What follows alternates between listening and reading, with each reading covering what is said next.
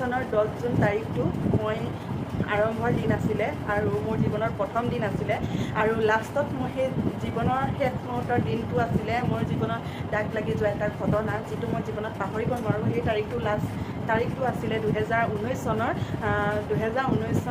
14 ফেব্ৰুৱাৰী তাৰিখটো মোৰ কাৰণে বহুত বেয়া দিন এটা আহিলে। মানে 2022 চনৰ 14 ফেব্ৰুৱাৰী দিনটো মোৰ কাৰণে বহুত বেয়া এটা দিন আহিলে।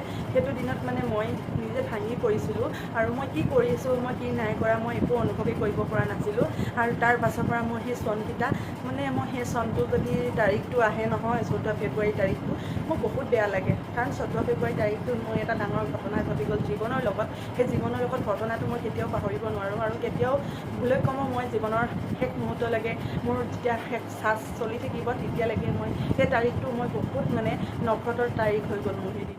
পিছৰ কাহিনীখিনি জানিবলৈ বিচাৰে তেতিয়াহ'লে আপোনালোকে মোক কমেণ্ট বক্সৰ তলত জনাব লাগিব, তেতিয়া সেই পাৰ্টটো আপোনালোকে পাব।